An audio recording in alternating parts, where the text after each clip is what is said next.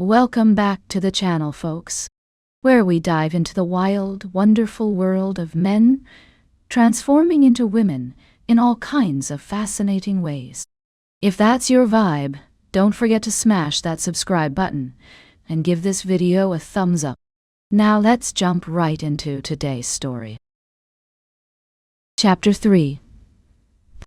Michael sat on his couch, a cold beer in his hand, staring at the wall like it held the answers to life's biggest questions. Because honestly, what the hell was he even supposed to do with this? The blank cream-colored wall stared back at him, offering no wisdom, no advice, just a smooth surface that reflected his own confusion.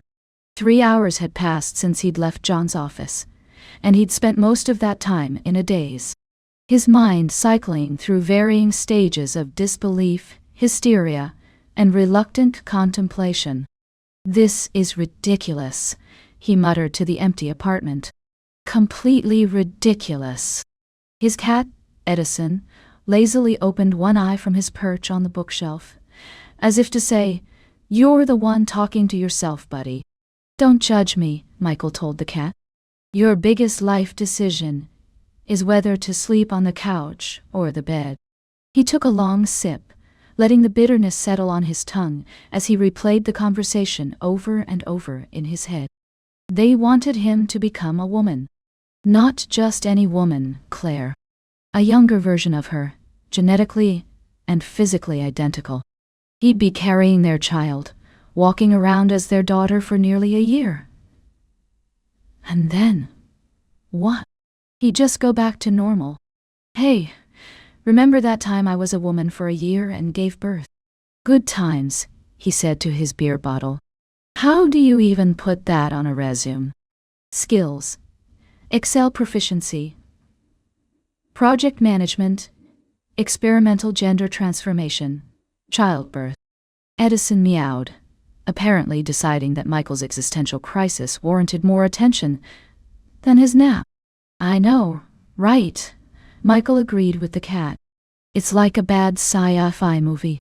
Attack of the Body Swapping Personal Assistant. Coming to theaters this fall." It was absurd. Completely, unquestionably, batshit insane. And yet, Michael sighed, rubbing his temple. John and Claire had been there for him since the beginning. When he had joined the company, fresh out of college and still reeling from losing his parents, John had taken him under his wing, not just as a boss, but as a mentor, a guide, and in many ways a surrogate older brother. He remembered his first Christmas without his parents. He'd planned to spend it alone in his tiny apartment, with a frozen dinner and whatever awful holiday movies were on TV. But John had shown up at his door, practically dragging him to their house. "Nobody spends Christmas alone," John had insisted. "It's against the rules." "Whose rules?" Michael had asked. "Claire's. And trust me, you don't want to break those."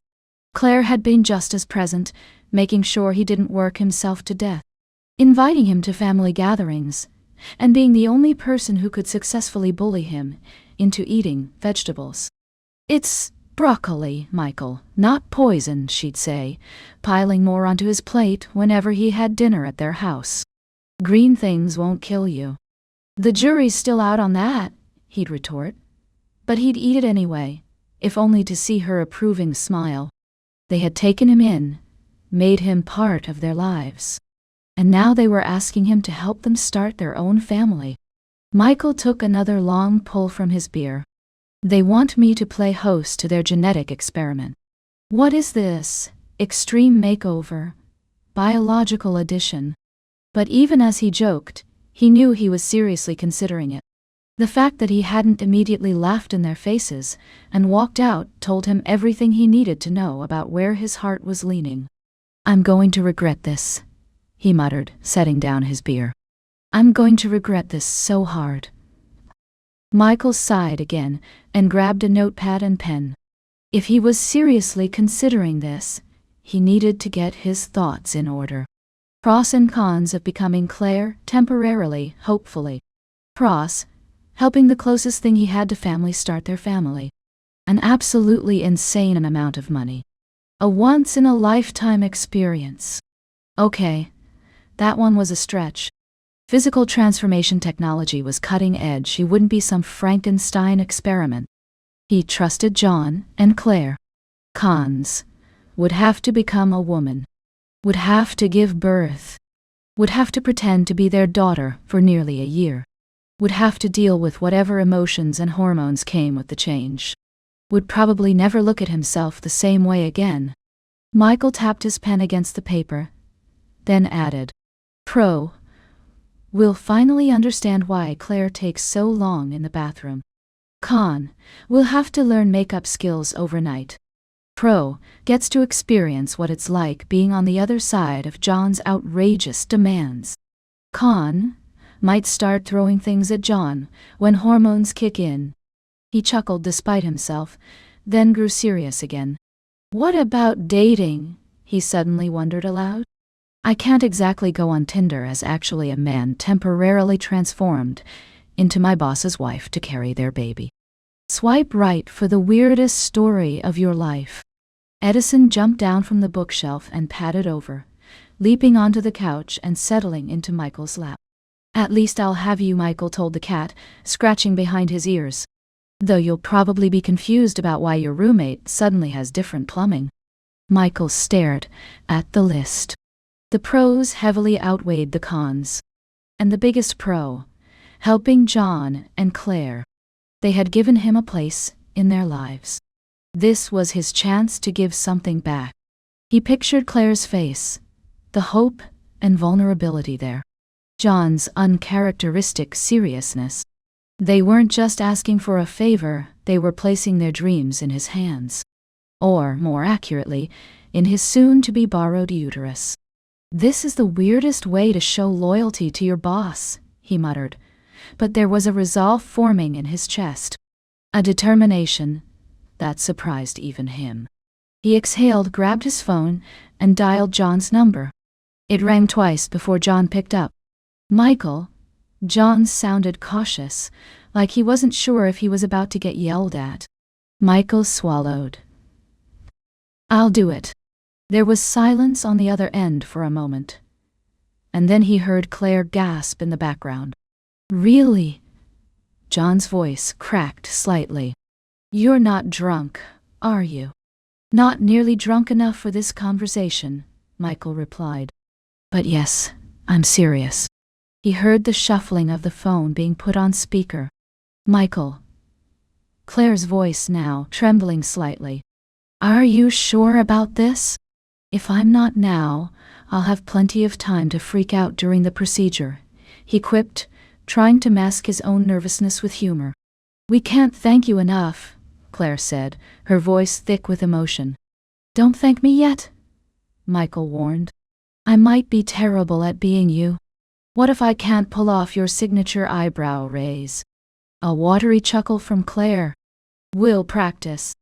John's voice, when he spoke again, was softer. Grateful. Are you sure? Michael let out a shaky breath.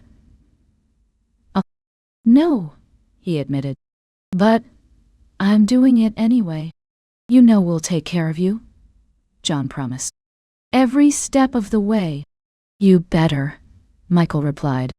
Because if I'm going through labor for you two, I expect diamonds. Big ones.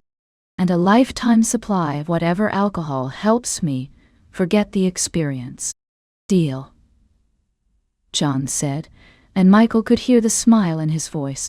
When do we start? Michael asked, his heart rate picking up at the reality of what he'd just agreed to. We can meet with the specialist tomorrow, Claire suggested. Just to talk things through, no pressure. No pressure, Michael echoed. Right. Just discussing how to turn me into a female version of myself. Totally casual Tuesday. We'll pick you up at 9, John said. And Michael, thank you. Really? Michael nodded, though they couldn't see him. Yeah? Well, what are friends for, right? He hung up and sat in silence for a long moment, Edison purring steadily in his lap. What the hell did I just agree to? He whispered to the cat. Edison just blinked at him slowly, the way cats do when they think their humans are being particularly dense. And with that, there was no turning back. He was going to become Claire. God help him. Chapter 4. Michael arrived at John and Claire's house the next morning, still feeling like he had stepped into some bizarre sci-fi reality show. The drive over had been surreal, his mind alternating between hysterical laughter and stunned disbelief. He parked his car, took a deep breath, and muttered to himself, "Well, no backing out now, dumbass." He sat for a moment, staring at the imposing Tudor-style home with its manicured lawn and tasteful landscaping. Such a normal-looking house for such an absolutely insane conversation. Just another work meeting, he told himself unconvincingly. Except instead of discussing quarterly reports, we're planning how I'll grow a uterus. Totally standard Wednesday stuff. He finally mustered the courage to get out of his car, straightening his jacket as he approached the front door. He hesitated for just a second before knocking, wondering if this was the moment his life officially went off the rails. He knocked on the door, and almost immediately, Claire swung it open with a bright smile. "Michael, come in, come in." She pulled him inside before he could even offer a greeting, her excitement radiating off her like an over-caffeinated golden retriever. "Careful there," he said as she practically yanked him across the threshold. "I'd like to keep my arm attached until the mad scientists start rearranging my body parts." Claire laughed, a tinge of nervousness in the sound. Sorry. We're just on the verge of a collective mental breakdown," Michael suggested. "Join the club." I've been a member since yesterday." The house smelled like fresh coffee and cinnamon, and Michael wondered if Claire had been stress baking again. She always made cinnamon rolls when she was anxious about something. John was already in the living room, coffee in hand, looking surprisingly put together for a man who had just convinced his personal assistant to become his wife's biological clone. "Morning," John greeted. "Didn't think we'd ever have a meeting like this, but here we are." Michael snorted. "No. Yeah, this is definitely not in my job description. Pretty sure willingness to undergo experimental gender transformation wasn't in the fine print when I signed my contract." "Consider it a growth opportunity," John replied with a smirk. "Quite literally." "That joke was terrible even by your standards," Michael deadpanned, accepting the mug of coffee Claire handed him. "And I've heard you try to charm Japanese investors with puns about sushi." They laughed. Out of pity. Claire gestured for him to sit, and once they were all settled, she took charge. "All right, so we need to go over how this is going to happen, and the timeline for everything," she started, pulling out a neatly organized folder. Michael wasn't surprised. Claire could probably plan a military coup with color-coded tabs and a PowerPoint presentation. "Did you make a presentation?" Michael asked, eyeing the folder. Claire flushed slightly. "Maybe a small one. With flowcharts." "Of course you did," Michael muttered, but there was fondness in his voice. "First things first," she continued. "John and I are starting the surrogate process immediately. That means I'll begin hormone treatments to prepare my body for egg retrieval. That will take about 2 weeks." Michael nodded. "So, while that's happening, I start my process." John smirked. "Your transformation. Your magical girl metamorphosis." Michael shot him a glare. "I swear to God, John. Make one more anime reference, and I'll conveniently forget to tell you about that merger meeting next Tuesday." "What merger meeting?" John asked, suddenly alarmed. "Exactly." Claire rolled her eyes. "Yes, while we do that, you'll be taken to the lab to begin the transformation. The process itself will take about 4 weeks to complete. The genetic alterations will be done first. Your DNA will be rewritten to match mine exactly, making you a younger, biologically perfect version of me. When you say younger, Michael asked hesitantly, how much younger are we talking? Because if I end up looking like a teenager, this whole situation gets even weirder. You'll be exactly your current age, Clara assured him. 28, just with my genetic makeup instead of yours. So like Claire, if she hadn't discovered wine and corporate stress. John quipped, earning a glare from his wife. I'm right here, dear. And looking radiant as always, John quickly added with a winning smile. Michael took a long sip of his coffee. Right. Totally normal. Just another Tuesday. It's Wednesday, John pointed out. The fact that you're correcting my days of the week and not the part about me becoming a genetic clone of your wife really highlights how far we've fallen from normalcy, Michael replied dryly. Claire ignored his sarcasm. Then, over the next few weeks, your body will gradually change. Bone structure, muscle mass, skin, hair, everything. You'll even develop the proper internal organs, including a fully functional womb. Michael inhaled sharply. Yeah, that's still the part that freaks me out the most. Like, will I feel it happening? Is it painful? Will I wake up one morning and just have different parts? The doctors say it's more like a gradual shift, Claire explained. You'll be sedated for the initial procedure, and then the changes happen slowly enough that there's minimal discomfort. They compare it to puberty, but accelerated. Great, Michael muttered. Puberty was such a joy the first time around. John chuckled. I'd be more freaked out about the boobs personally.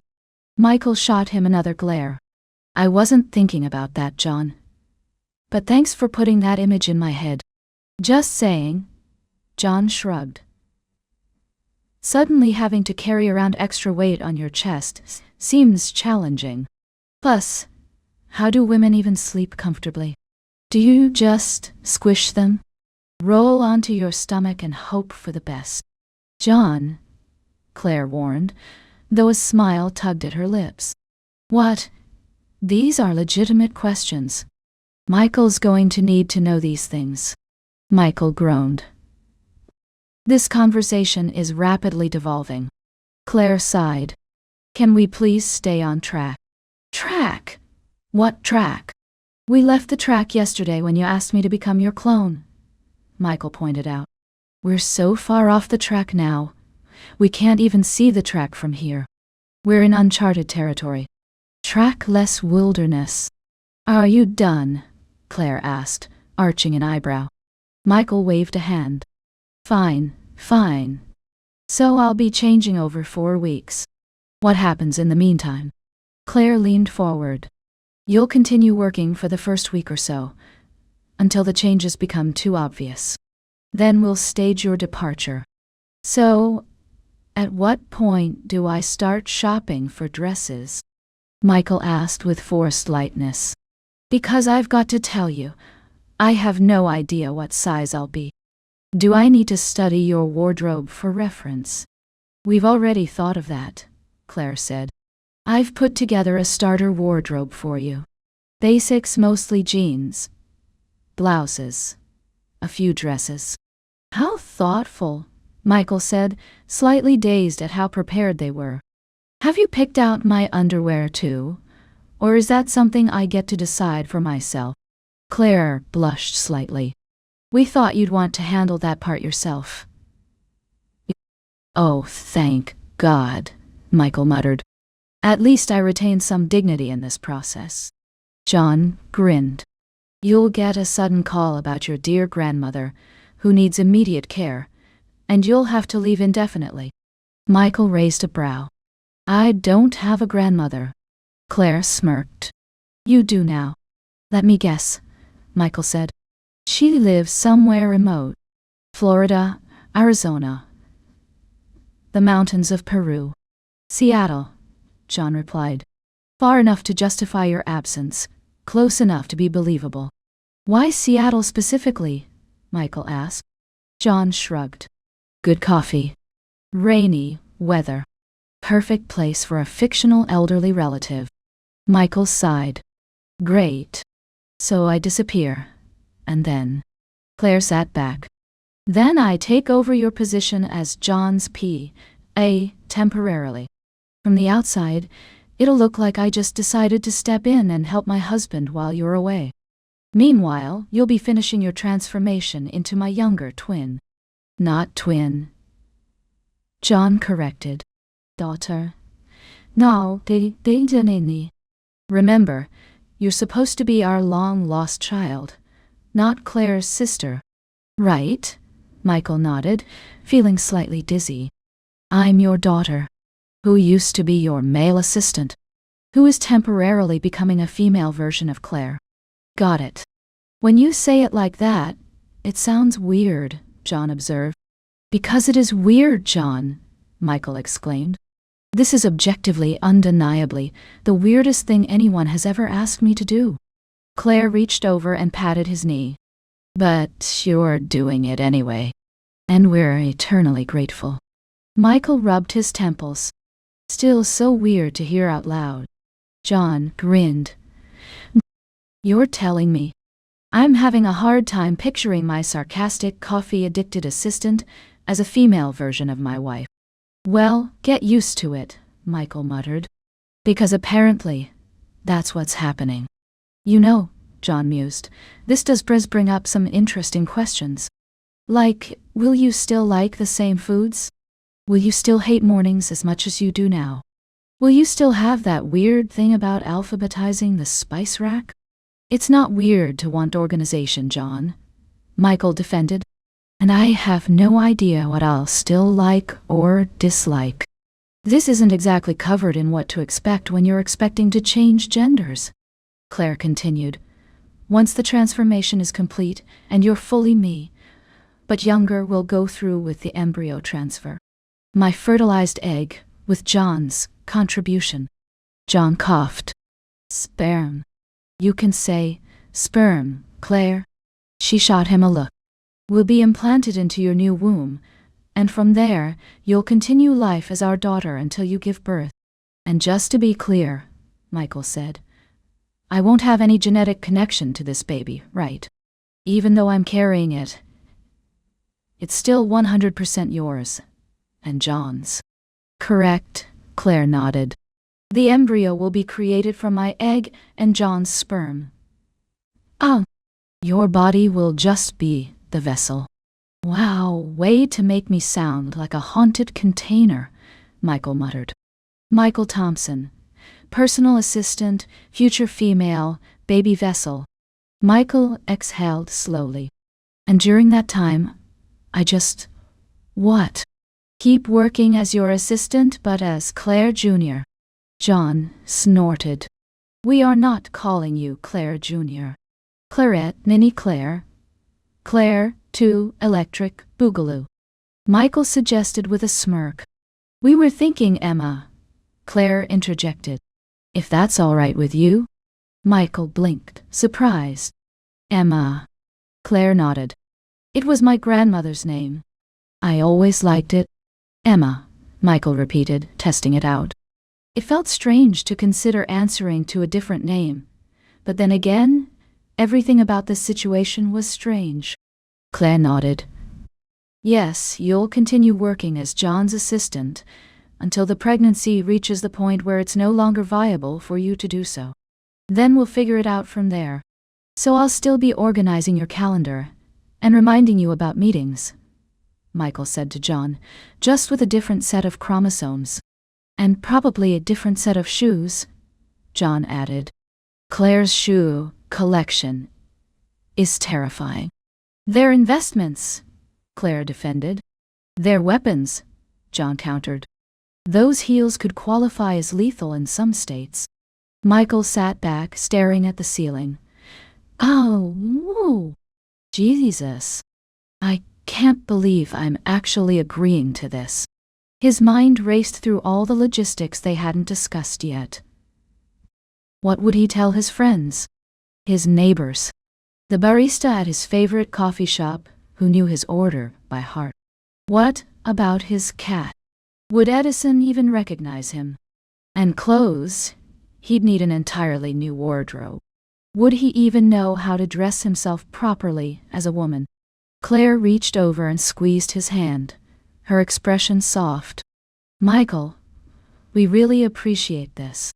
I know it's a lot to ask, but we wouldn't trust anyone else with something this important.